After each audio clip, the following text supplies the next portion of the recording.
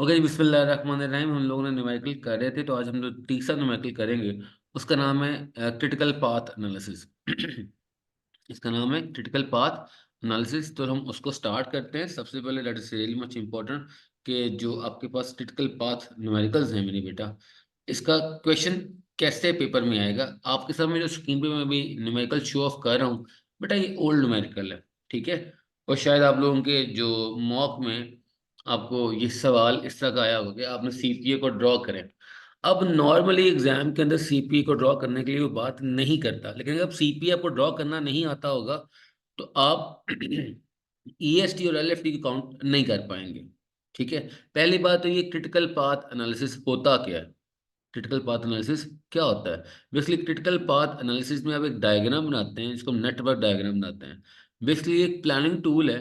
Planning tool किस point of view से कि फॉर एग्जांपल मैंने नई फैक्ट्री लगानी है, या मैंने अपने बिजनेस को रीलोकेट करना है, या मैंने अपने प्रोडक्शन डिपार्टमेंट को एक जगह से उठा के, एक फैक्ट्री से उठा के दूसरी फैक्ट्री में जाके वो लगाना है, या कोई भी प्रोजेक्ट मैंने स्टार्ट करना है। अब प्रोजेक्ट क्या होता है? हम कहते हैं series of activities performed by a business in order to meet a specific objective, a series of activities performed by a business to fulfill a specific objective, it is known as a project। उसको हम project बोलते हैं। मैं नया product launch करने जा रहा हूँ, मेरा प्रोजेक्ट है। मैं नई बिल्डिंग अपनी फैक्ट्री के लिए लगा रहा हूँ, ये प्रोजेक्ट है। मैं नई फैक्ट्री लगा रहा हूँ, ये एक प्रोजेक्ट है। मैं ईआरपी, नया एंटरप्राइज रिसोर्स प्लानिंग का सॉफ्टवेयर अपनी कंपनी में इंस्टॉल करवा रहा हूँ, ये एक प्रोजेक्ट है, ठीक है।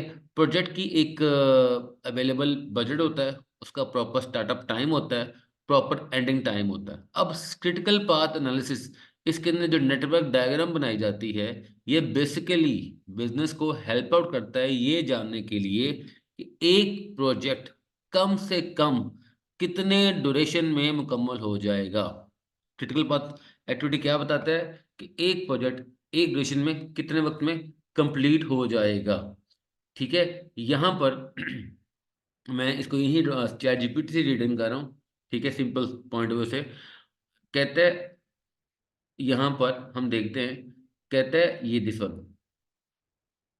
कहता है critical path is a technique use to identify the longest sequence task dependent task in the project. This sequence determine the shortest possible duration for the completing the project.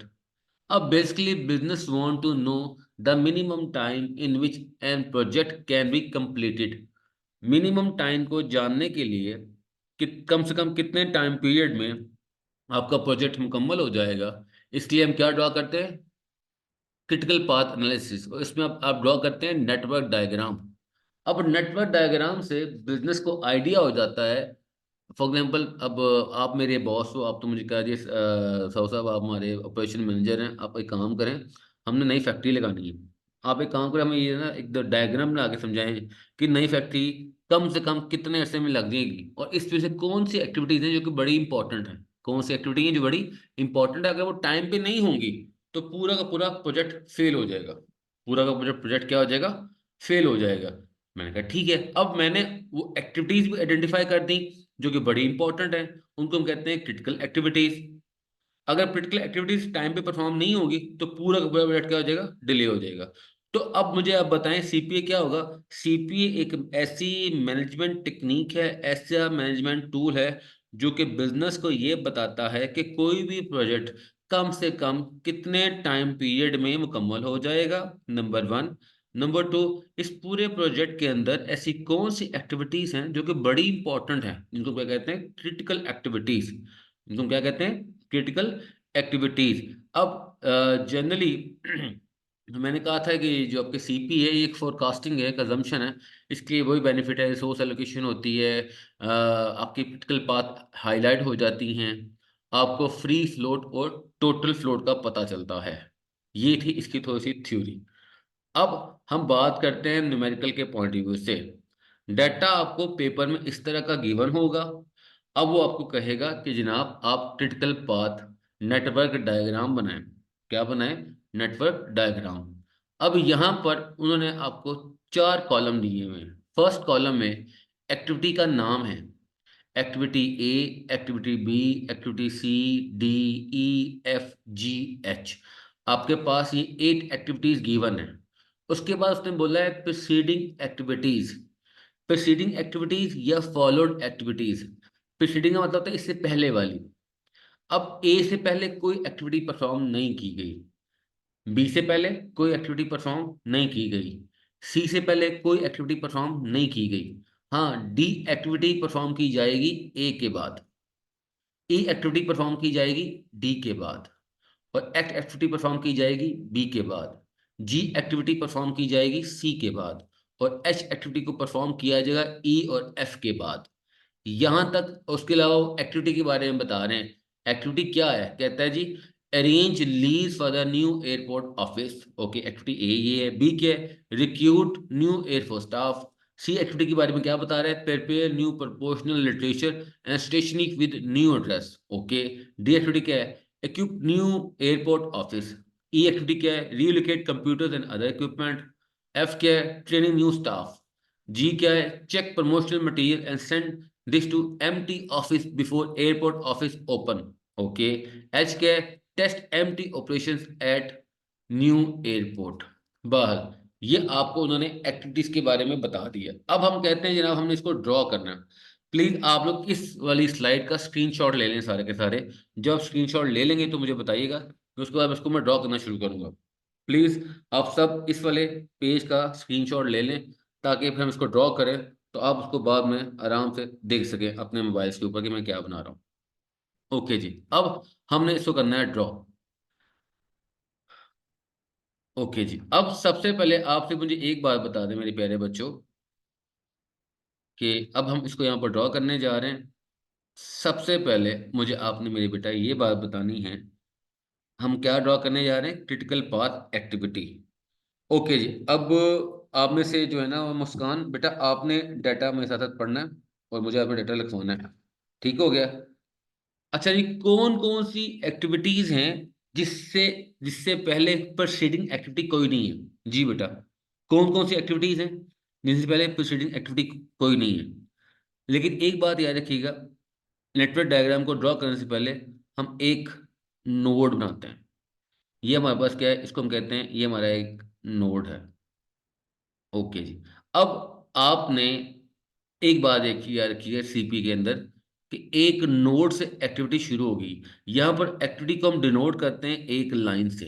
अब ये जो लाइन है ये शो करती है किसको, किसी भी एक्टिविटी को। ठीक है। अब मैंने कहा अगर एक एक्टिविटी नोड पे शुरू होगी तो वो नोड पे ही एंड होगी।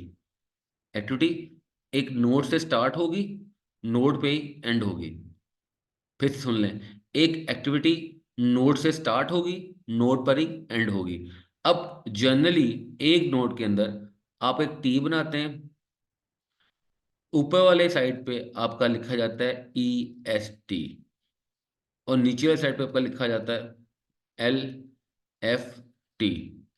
ऊपर वाले साइड पे क्या लिखा जाता है, EST। नीचे साइड पे क्या लिखा जाता है, LFT। EST हम कहते हैं बेटा अर्लीस्ट स्टार्टअप टाइम। इसको हम क्या बोलते हैं, earliest startup time. On the other hand इसको हम कहते हैं लेटेस्ट फिनिश टाइम। क्या कहते हैं इसको, लेटेस्ट फिनिश टाइम। हमने एक बात समझ ली कि कोई भी एक्टिविटी हमेशा नोड से शुरू होगी और नोड पर खत्म होगी, नोड पर शुरू होगी और नोड पर ही खत्म होगी। अब यहाँ पर अगर हम इसको फिर से ड्रॉ करें तो मेरे बेटा आपने मुझे एक बात बतानी है। अब हम इसको ड्रॉ करने जा रहे हैं इस एक्टिविटी को जी। ईमान, मुस्कान, अली, आप में से कौन इस डेटा को मेरे साथ पढ़ेगा और मुझे लिखवाएगा डेटा? Ji please. सबसे पहले मेरे बेटा आपने एक स्टार्टअप नोड बनाया। ओके। स्टार्टअप नोड्स से उसने कहा जी ऐसी कौन सी एक्टिविटीज हैं जिनसे पहले कोई एक्टिविटी परफॉर्म नहीं हुई? बेटा वो है A, B और C। तीन एक्टिविटीज हैं, वो मैं बना दूंगा स्टार्टअप नोड से। ये मैं बना दिया A, ये मैं बना दी B, ये मैं ड्रॉ कर दी सी। ओके। फिर उसने डाटा में बताया हुआ है कि जो एक्टिविटी डी है वो ए के बाद है। अब कोई भी एक्टिविटी हमने पहले कह दिया था नोड पे शुरू होगी, नोड पे एंड होगी। अब डी शुरू करनी है मैंने, जो कि ए के बाद होगी, तो पहले मुझे ए को एंड करना पड़ेगा। ये ए है। अब मैं इस ए को यहाँ पर एंड कर दी, इसके आगे मैं क्या बना दिया, एक नोड बना दिया। यहाँ मैं क्या बना दूंगा, एक एक्टिविटी जिसका नाम हो गया डी। फिर उसने क्या है, ई कब है, डी के बाद। अब मैं डी को एंड कर दूंगा, क्योंकि अब एक्टिविटी को खत्म करने के लिए क्या बनाया जाएगा, नोड बनाया जाएगा। इसको मैं लिख दिया, ये बस क्या बन गया, ई बन गया। ओके। फिर उसने कहा एफ है बी के बाद। अब ये बी यहाँ से शुरू हो रहा है, इस नोड से। अब मैं यहाँ पर दोबारा नोड बनाऊंगा, तो मैं ये इसको खत्म कर दिया, और यहाँ पर मैंने इसको, यहाँ पर जो एक्टिविटी ड्रॉ की, इसका नाम मैं रख दिया, ये हमारे पास क्या है, एफ। ओके जी। उसने कहा जी है सी के बाद। अब मैंने ये डी को एंड किया, इसको सॉरी सी को एंड किया, तो यहाँ पर जो मैंने एक्टिविटी ड्रॉ की, इसका मैं नाम रख दिया, ये मेरे पास क्या है, जी है। ओके जनाब, हमने क्या किया, एज पर माई डाटा मैंने ए बी सी ड्रॉ की। फिर डी से पहले ए खत्म होती थी, मैंने ए ड्रॉ कर दी, ए ड्रॉ कर दी मैंने। अब आती है एच एक्टिविटी। एच ड्रॉ की जाएगी ई और एफ के बाद। बेटा ये ई है, ये एफ है, अब दोनों को एंड में करूंगा एक ही नोड पे, क्योंकि इसके बाद दूसरी एक्टिविटीज बनाई जाएंगी। ये मैंने इसको एंड कर दिया यहाँ पर। ओके। तो ये एक्टिविटी आपकी कौन सी है, एच। लें जी, अब हमने सारी एक्टिविटीज बना ली। स्टार्टर नोड मैंने उससे बनाया था, एक मैंने एक एंड पे नोड बनाऊंगा, और तमाम एक्टिविटीज को उससे जो रह गई हैं उससे ज्वाइन कर दूंगा। लें जी, ये मैंने सीपीए डायग्राम ड्रॉ कर दी। अब क्या करूंगा, मैं डाटे से देखकर पहले हर नोड को मैं एक टी ड्रॉ करूंगा। मैंने हर नोड पे एक टी को ड्रॉ कर दिया। अब मैं हर नोड पे मैंने एक टी ड्रॉ कर दिया।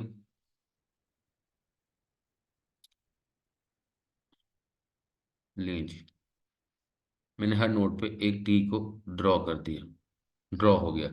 अब मैं हर नोड पे उसको नंबरिंग दूंगा, 1 2 3 4 5 6 7। ले जी, मैंने हर नोड पे नंबरिंग कर दी। ओके। अब हमें पता है कि किसी भी नोड के ऊपर, नोड के अंदर आपके पास दो चीजें होती हैं बेटा। यहाँ पर आता है आपका ई एस टी, और यहाँ पर आपका आता है एल एफ टी। ओके। अब सबसे पहले ई एस टी और एल एफ टी ड्रॉ करने के लिए आप हर एक्टिविटी का ड्यूरेशन लिखेंगे। ओके जी। जो एक्टिविटी ए है उसका ड्यूरेशन बताया उसने 2 वीक्स। बी का बताया उसने फिर से 2 वीक्स। सी का उसने बताया है 3 वीक्स।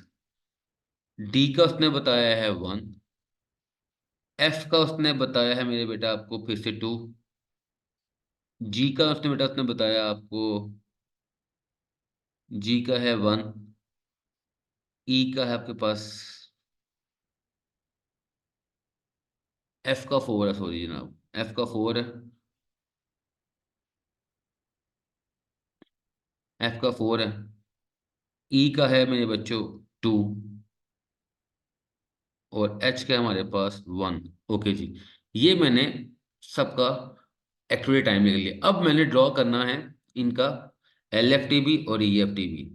ओके जी, एल एफ टी के लिए मैं रेड इंक यूज कर रहा हूँ, ई एस टी के लिए सॉरी। अच्छा जी, फर्स्ट नोट पे आपका जो ई एस टी है वो भी जीरो होगा, और आपका जो एल एफ टी है मेरे बेटा, एल एफ टी के लिए मैं यूज कर रहा हूँ यहाँ पर आपकी से ये ब्लू इंक। आपका जो एल एफ टी है मेरे बेटा, वो भी क्या होगा, फर्स्ट नोट पे जीरो होगा। ओके जनाब, अब हमने क्या करना है मेरे बेटा, हमने ड्रॉ करना है E S T. Always remember, जो आपका ई एस टी होता है ना बेटा, वो लेफ्ट टू राइट मूव करेगा, left to right. Left to right का मतलब क्या होता है कि आपने ई एस टी की जो मूवमेंट है मेरे बेटा, वो लेफ्ट टू राइट है, ऐड होगा, और लार्जेस्ट वैल्यू आप मूव करेंगे। अब आपने सबके अंदर ईएसटी लिखना है। ईएसटी कैसे लिखेंगे, देखिए आप सबसे पहले इस दोनों में इस टू को ऐड अप करेंगे, आंसर आ गया यहाँ पर टू। अब इस टू में आप इसको ऐड अप करेंगे, आंसर आ गया टू। ओके जी, अब यहां से चलेंगे, आप टू में इस टू को ऐड अप करेंगे, यहाँ पर टू आ गया। ओके, अब देखते हैं एक्टिविटी एफ और एक्टिविटी ई आपकी नोड नंबर 6 पे जाके खत्म हो रही है। अब अगर मैं 2 + 2 करता हूं तो आंसर कितना आता है 4। 2 + 6 करता हूं आंसर कितना आता है 6। हमने कहा था ऐड करेंगे और लार्जेस्ट वैल्यू को आगे लेके जाएंगे, हमने देखा कि नोड नंबर 6 पे ई भी एंड हो रही है, एफ भी एंड हो रही है, तो यहाँ पर लार्जेस्ट वैल्यू कौन सी बेटा 6 है। तो अब यहाँ लिख लेंगे 6 को। ओके जी, 6 लिख लिया। ओके, अब आप इधर मूव करेंगे, 0 + 3 डेट इज 3। अब नोड 7 पे एच भी एंड हो रही है और जी भी एंड हो रही है, एच भी एंड हो रही है और जी भी एंड हो रही है। अगर मैं 6 + 1 करता हूं तो 7 आता है, 6 + 1 करता हूं कितना आता है 4 आता है। लार्जेस्ट वैल्यू कौन सी है 7, तो यह मैंने लिख दिया 7। तो ये मैं सबकी ईएसटी ड्रॉ कर ली। अब बारी आती है आपकी एलएफटी की। तो बेटा यानी एलएफटी के लिए ये बहुत जरूरी है कि सबसे पहले जिसका फर्स्ट नोड का ईएसटी और एलएफटी सेम था, सिमिलरली एंड वाले नोड का एलएफटी और EST EST and LFT same होगा। तो यह मैंने 7 खुद से लिख लिया। अब याद रखिएगा एलएफटी के लिए, एलएफटी आपकी right right to left move करेगी, sorry left right to left move करेगी। ठीक हो गया, राइट टू लेफ्ट ये मूव करेगी, प्लस स्मॉलेस्ट वैल्यू जाएगी। कौन सी वैल्यू बेटा आगे जाएगी स्मॉलेस्ट वैल्यू। अब आपने एक बात देखनी है, अब मैं क्या करूंगा 7 में से 1 को माइनस किया, यहाँ कितना आ गया 6। ओके, अब 6 - 2 कितना आ गया यहाँ पर 4। 6 - 4 कितना आ गया 2। 4 - 1 कितना आ गया 3। ओके, अब 7 - 1 कितना यहाँ पर आता है 3। लें जी, हमने ये पूरी की पूरी डायग्राम बना ली, पूरी की पूरी डायग्राम बना ली। ये इसको कहते हैं नेटवर्क डायग्राम। अच्छा जी, अब आपके जो लास्ट नोड है, ये हमारे पास क्या है, ये लास्ट नोड है, ये एंडिंग नोड है। लास्ट नोड और एंडिंग नोड, आपके एंडिंग या लास्ट नोड पे जो एलएफटी होगा, ये लास्ट नोड का क्या है एलएफटी है, लेटेस्ट फिनिश टाइम। एलएफटी बताएगा कि ये प्रोजेक्ट कम से कम कितने टाइम पीरियड में मुकम्मल होगा। ये है, इसको हम क्या कहते हैं मिनिमम टाइम ऑफ कंप्लीशन। आपका ये जो प्रोजेक्ट है कम से कम 7 वीक्स में मुकम्मल हो जाएगा। कितने में मुकम्मल हो जाएगा 7 वीक में। अब एग्जाम में जो आपका एग्जाम आता है मेरे बेटा, उसके अंदर ना वो क्या करते हैं वो ये करते हैं कि आपको ये डायग्राम ने बना ली ना, वो इस पर कुछ वैल्यू मिक्स रिमूव कर देते हैं इस तरह करके। ठीक है, उसने कुछ वैल्यू रिमूव कर दी और आपको कह दिया कि वैल्यू आप फाइंड आउट करें। ठीक हो गया, तो मेरा जाती ख्याल है मेरे बेटा, अब आप लोग इनको बड़े आराम से ड्रॉ कर सकते हैं इन्हीं वैल्यूज को। बात समझ लगी मेरी आपको कि आपकी जो वैल्यूज मिसिंग है मेरे बेटा, आप उनको बहुत इजीली ना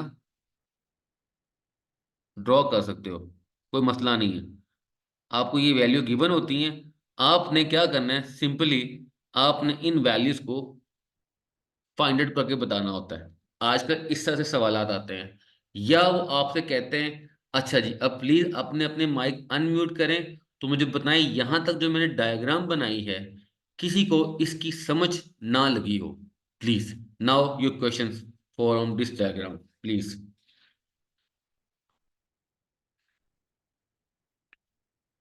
जी boys and girls, any question from this diagram. मैंने ये ड्रॉ किया, इसको हम कहते हैं नेटवर्क डायग्राम। अब हम अगली रिक्वायरमेंट देखते हैं इसी क्वेश्चन की। मैं उस डायग्राम को फिर से मुकम्मल कर दूं, क्योंकि जाहिर सी बात है हमने इसको आगे लेके जाना है।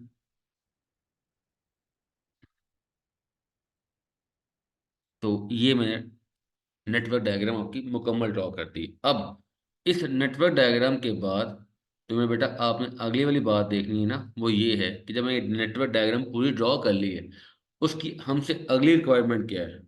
उससे हमारी अगली रिक्वायरमेंट ये है, हाँ इसने हमसे जो रिक्वायर किया था ना बेटा, हमने इस डायग्राम को मुकम्मल ड्रॉ कर लिया। उसने हमसे दो रिक्वायरमेंट की थी कि एक तो इसका मिनिमम कंप्लीशन टाइम निकालें, वो मैं निकाल दिया। दूसरी वो आपसे ये बात करे क्रिटिकल पाथ निकाल लें। क्या निकाल लें? Critical path. क्रिटिकल पाथ होता है, critical path consist of all critical activities. Critical path तमाम क्रिटिकल एक्टिविटीज को रखता है। ठीक है। अब एक छोटी सी बात बताता हूँ, बस सिंपल सा स्टाइल है। फॉर एग्जाम्पल, अगर मैं ये देखूं, क्रिटिकल पाथ की बात कर रहा हूँ, तो ये बड़ा सिंपल सा मेरे सामने इस टाइम मुझे नजर आ रहा है। किस लिए नजर आ रहा है? क्योंकि अब वो क्या, मैं आपको सिंपल सा करके दिखाता हूँ। यहाँ पर जो मुझे लग रहा है क्रिटिकल पाथ, वो बहुत सिंपल सा है। वो कौन सा क्रिटिकल पाथ है आपका? This one. ये ये जो पाथ है ना, ये जो एक्टिविटीज हैं, ये मेरे पास क्या है? क्रिटिकल एक्टिविटीज हैं, यानी कि बी, एफ एंड एच। ये मेरे पास क्या है? क्रिटिकल पाथ है। क्यों क्रिटिकल पाथ है? क्योंकि बी का टाइम है, ड्यूरेशन है 2, एफ का टाइम है 4, और एच का टाइम है 1। टोटल कितना हुआ? 7। तो याद रखिएगा, जो क्रिटिकल पाथ एक्टिविटीज होती हैं उनका टोटल और प्रोजेक्ट का मिनिमम टाइम ऑफ कंप्लीशन ये सेम होगा। उनका टोटल और मिनिमम टाइम ऑफ कंप्लीशन क्या होगा? सेम होगा। Is that clear? ओके जी। आई होप तो आपको यहाँ तक बात समझ लगी हमारा होगी। क्या हुआ? क्रिटिकल पाथ वाला थोड़ा समझ नहीं आया सर, वो कैसे डिटरमिन करना। यार मैं बताया तो था, पर अब फिर से वो डायग्राम गायब हो गई, तो कल का सब हो गया मेरे साथ। अच्छा जी। ओके जी। मैं इसको सिर्फ एक मिनट, हमने कहा था, वेट यार। अब एक काम करते हैं, एक अब मुझे एक बात बताएं, आप में से जो किस किस को इस चीज की समझ लगी है, किसको इस चीज की समझ नहीं लगी, क्योंकि ईमान भी नहीं बात करी और मुस्कान का माइक भी म्यूट है। तुम्हें इस चीज की समझ लगी अली हमजा, कि ड्रॉ किस चीज कैसे, की सर? कि ड्रॉ कैसे करना? हाँ जी सर। ड्रॉ कैसे करना है? मैंने ये कहा था। अब इसको अगर मैं एक बड़े फास्टर गो में फिर से ड्रॉ करूं विदाउट आपको समझाए, तो चले जी हम इसको फटाफट एक ना फिर से मैं इसको ड्रॉ करता हूँ। ओके जी। अब मैं सिर्फ उसी को एक फास्टर ट्रैक पे एक ही बॉल एक ही कलर के साथ ड्रॉ करता हूँ।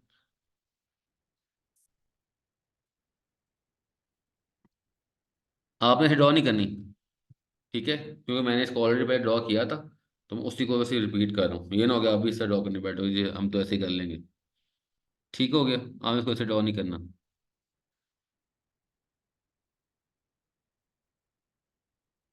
ओके। उसके बाद डी, ई, देन बी के बाद आपकी है आती है एफ। ठीक हो गया। जी आती है सी के बाद। ठीक है। और आपकी ई और एफ के बाद आती है जी।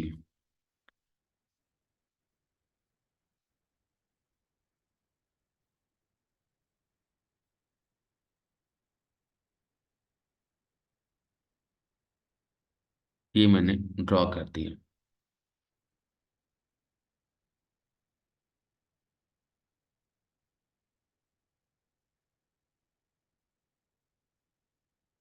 बॉयज एंड गर्ल्स प्लीज यार साथ साथ ना फीडबैक देते रहा करें, ताकि पता चले आपको पॉइंट समझ लग रही है मेरे बच्चे। शिट यार। 1, 2, ये आपका 6 है, और ये आपका 7। ओके जी, अब मैं इसका जरा, ओके जी।